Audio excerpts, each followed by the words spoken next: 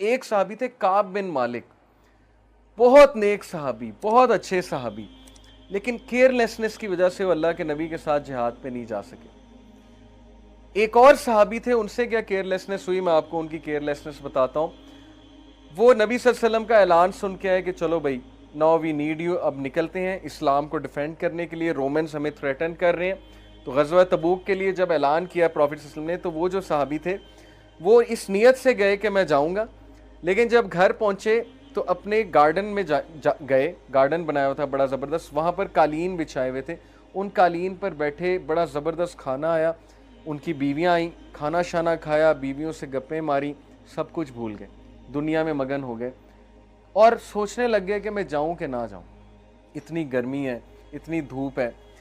لیکن جب کھانا کھا رہے تھے اچانک انہیں یاد ہے کہ نہیں، میرے نبی دھوپ میں گئے ہیں اور میں یہاں بیٹھ کر چھاؤں میں کھانا کھا رہا ہوں، تو میں کس طرح سے زندہ رہوں گا، یعنی اتنا ریگریٹ انہیں ہوا۔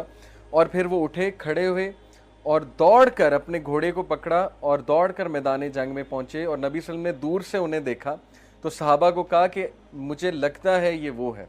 اس صحابی کا نام میرے ذہن سے نکل گیا۔ جب وہ صحابی قریب آئے تو نبی صلی اللہ علیہ وسلم مسکرائے اور انہوں نے کہا مجھے پوری امید تھی تم آؤ گے، اور انہوں نے پھر پورا واقعہ سنایا کہ اللہ کے نبی اس طرح ہو رہا تھا، لیکن مجھے اچانک یہ یاد آیا، تو نبی صلی اللہ علیہ وسلم نے کہا تم نے بے شک اپنے آپ کو ہلاکت سے بچا لیا، ادروائز تم ہلاک ہو جاتے۔ کعب بن مالک جو ہے بہرحال پیچھے رہ جانے والوں میں سے تھے، اور ان کے پیچھے رہ جانے کی یہی وجہ تھی کہ وہ یہی سوچتے تھے جاؤں گا جاؤں گا، کروں گا، بس وہ قافلہ آگے چلا گیا اور وہ پیچھے رہ گئے۔ 40 دن اللہ کے نبی نے ان سے بات نہیں کی، کعب بن مالک سے، غزوہ سے واپس آ کر، اور صحابہ نے ان کے سلام کا بھی جواب نہیں دیا کعب بن مالک۔ یہ ہے الولا والبرا، کہ ہم اللہ کے لیے محبت اور دشمنی کرتے ہیں، ہمارے اپنے پرسنل گینز کوئی نہیں ہے۔ جب تک آپ اللہ رسول کے ساتھ ہیں آپ ہمارے بھائی ہیں، سیدھی سی بات ہے۔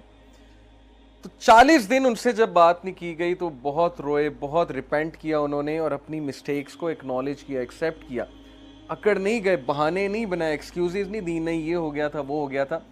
کئی ایکسکیوزز سوچ کر آئے، بڑی مزے کی بات ہے کہ لیکن نبی صلی اللہ علیہ وسلم کی محفل میں جب آئے تو کہا کہ اے اللہ کے نبی، میں سچ بات یہ ہے کہ ایکسکیوزز سوچ رہا تھا، لیکن سچ یہ ہے کہ میرے پاس کوئی ایکسکیوز نہیں ہے، اور مجھے آنا چاہیے تھا لیکن میں نہیں آ سکا۔ تو یہ وہ لوگ ہیں، ان کے بارے میں آیت نازل ہوئی کہ ان میں سے کچھ لوگ ایسے ہیں جنہوں نے اپنی غلطیوں کو ایکنالج کر لیا ہے، مان لیا ہے کہ ہم سے غلطی ہوئی ہے، اکڑے نہیں آگے سے، اور انہوں نے ایک اچھے عمل کے ساتھ ایک برائی کو مکس کر لیا تھا۔ یعنی برائی یہ کہ پیچھے رہ گئے، اور صحابی کے لیے بہت بڑا گناہ تھا کہ اللہ کے نبی کو چھوڑ دے، اپنے لیڈر کو چھوڑ دے۔ تو اللہ نے کہا پرہیپس اللہ ول ٹرن ان فورگیونیس، اللہ انہیں معاف فرمائے گا انشاءاللہ، اور اللہ نے انہیں معاف فرمایا، بے شک اللہ مرسیفل ہے، فورگیونگ ہے۔ تو اس لیے ایکسرسائز یہ آپ کو کرنی چاہیے کہ کیا آپ کو آپ کی خامیاں پتہ ہیں؟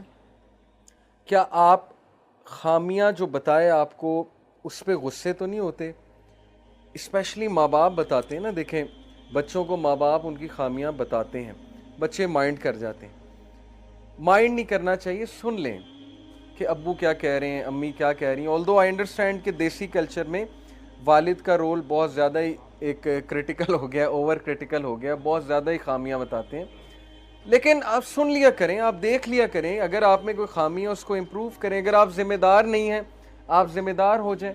اگر آپ ضرورت سے زیادہ ٹائم ویسٹ کر رہے ہیں گیجٹس میں، مانیں اس غلطی کو کہ بھائی یس میں ضرورت سے زیادہ گیمیں کھیل رہا ہوں، ضرورت سے زیادہ گیجٹ یوز کر رہا ہوں، مجھے پیرنٹس کو ٹائم دینا چاہیے، ذمہ داریاں نبھانی چاہیے، مجھے ہوم ورک کرنا چاہیے، اسائنمنٹس کرنی چاہیے۔ تو اپنی غلطی ہر کوئی نہیں دیکھتا۔ پھر دوستوں میں بھی، دو دوستوں میں کوئی اختلاف ہو گیا، اب دونوں کو دیکھنا چاہیے کہ میں کہاں غلط ہوں۔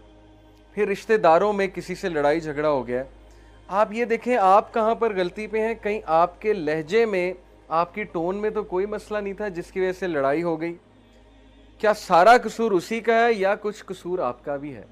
شاید آپ سے بھی کوئی غلطی ہوئی ہو۔ تو یہ چیز کہ مجھ سے کیا غلطی ہوئی ہے، یہ بھی ہدایت کی نشانی ہے کہ اللہ نے آپ کو اتنی عقل دی ہوئی ہے کہ اپنے اندر بھی غلطی تلاش کرو، صرف دوسروں کی غلطیاں نہ دیکھتے رہو۔ چوتھی نشانی، fourth sign that you are on ہدایہ، اور یہ سب سے زبردست نشانی ہے کہ یو لو گڈ، آپ نیکی سے محبت کرتے ہیں اور برائی سے نفرت کرتے ہیں۔ Love for the good deeds and hated for the sin, حدیث میں آپ کے سامنے رکھتا ہوں, کمال کی حدیث ہے, ابو امامہ رضی اللہ عنہ نے رپورٹ کیا, a man asked رسول اللہ صلی اللہ علیہ وسلم what is ایمان, what is faith, ایمان کیا ہے, faith کیا ہے. The messenger of Allah صلی اللہ علیہ وسلم said, اللہ کے نبی نے فرمایا, اذا سرتک حسنتک وساءتک سیئتک فانت مؤمن. If you are happy with your good deeds, اگر نیکی تجھے خوش کرتی ہے اور گناہ تجھے سیڈ کرتا ہے, غم زدہ کرتا ہے, تو تو مومن ہے. کیا کمال کرائٹیریا ہے. اگر نیکی تجھے خوش کرتی ہے, یعنی کبھی کبھی آپ چیریٹی کرتے ہیں, کسی کا دل بہلاتے ہیں, ماں باپ کے لیے کچھ کرتے ہیں, ہاتھ بٹا دیتے ہیں, یا نماز پڑھ کے آتے ہیں اور وہ چیز آپ کو خوش کرتی ہے, تو یہ نشانی ہے ایمان کی. اور گناہ سے آپ کا دل دکھتا ہے, جیسے وہ دعا ہے نا کہ گناہ کو میرے لیے کراہت انگیز بنا دے, تو گناہوں سے کراہت شو کرنا, گناہ کر کے سیڈ ہو جانا, غمزدہ ہو جانا, یہ ہدایت کی نشانی, یہ مومن کی نشانی کہ آپ کے اندر ایمان باقی ہے. لیکن اگر گناہ روٹین بن گیا ہے, گناہ ہی نہیں لگ رہا ہے, اور آپ گناہ کر کے مزید اکڑتے ہیں, بلکہ گناہ کر کے دکھاتے ہیں, دوستوں کو دکھاتے ہیں جا کے کہ یہ دیکھو میں نے گناہ کیا ہے, اس کا مطلب آپ کو گناہ لگ ہی نہیں رہا. اسی لیے میں اکثر یوتھ کو ایڈوائز کرتا ہوں کہ بھائی ایک چیز ہے اکیلے میں بیٹھ کے کچھ کرنا, ایک ہے کہ فیس بک پہ چڑھا دیا, ٹائم لائن پہ لگا دیا جی کہ میں یہ گانا سن رہا ہوں, میں یہ کر رہا ہوں, تو آپ بھی کریں, تو وہ آپ کے لیے نیگیٹو صدقہ جاریہ آپ نے کریٹ کر دیا. جو وہ دیکھے گا گناہ آپ کو. اس لیے بی ویری کیئرفل. اکثر ہم وہ پیجز لائک کر لیتے ہیں, وہ چیزیں شیئر کرتے ہیں جس سے کوئی اور فتنے میں پڑ جاتا ہے. یہ ہمارے لیے بہت خطرناک چیز ہے. اس لیے برائی کو برائی سمجھیں, گناہ کو روٹین نہ بننے دیں. تو ہدایت والا وہ ہے جو نیکی کر کے خوش ہوتا ہے اور غم زدہ گناہ اسے غم زدہ کرتا ہے. The man said, O messenger of Allah, what is sin? اے اللہ کے نبی گناہ کیا ہے؟ The Prophet صلی اللہ علیہ وسلم said, اذا ہاک فی نفسک شیء فدعہ. گناہ یہ ہے کہ اگر تیرے دل میں کوئی چیز کھٹکے اور تجھے کھٹکنا محسوس ہو رہا ہے تو یہ گناہ ہے. یعنی فالو یور کانشیس.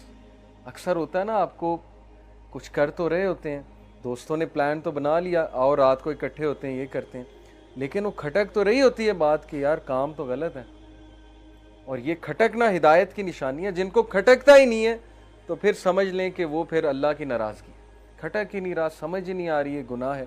لیکن ہر گروپ میں ایسے لوگ ہوتے ہیں. میں آپ کو بتاؤں, سورہ قلم میں ایک واقعہ ہے کہ وہ چند ایروگنٹ لوگ تھے جنہوں نے اپنی وہ باغات جو ہے بڑے بنائے ہوئے تھے اور بڑا سجایا ہوا تھا انہیں, اور غریبوں کو مسکینوں کو دھکا دیتے تھے, کچھ نہیں کھلاتے تھے. سورہ قلم کا واقعہ. تو اللہ تعالیٰ نے ان کے باغات کو تباہ کیا, لیکن ان میں سے ایک جو تھا وہ عقل مند تھا. اس کا ذکر اللہ نے اسپیشل کیا ہے, اللہ نے اسے پوائنٹ آؤٹ کیا سورہ قلم میں. اللہ نے کہا ان میں سے ایک ایسا تھا جو یہ سب کو سمجھاتا تھا کہ شاید ہم غلط کر رہے ہیں, ہمیں مساکین کو دور نہیں بھگانا چاہیے. تو ہر گروپ میں ایسا ایک بندہ ہوتا ہے جس کو یہ چیز کھٹک رہی ہوتی ہے, تو آپ اپنے گروپ میں وہ بندہ بن جائیں. بس یہی چین آف گڈنس ہے, آپ سے چین آف گڈنس پھیلے گی. تو جو چیز آپ کے دل میں کھٹکے وہ گناہ ہے, اس کو چھوڑ دیں.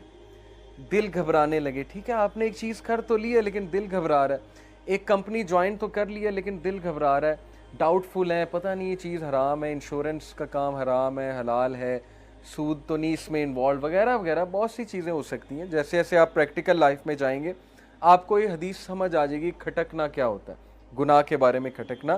تو جو چیز کھٹکے وہ گناہ ہے, اس کو چھوڑ دیں.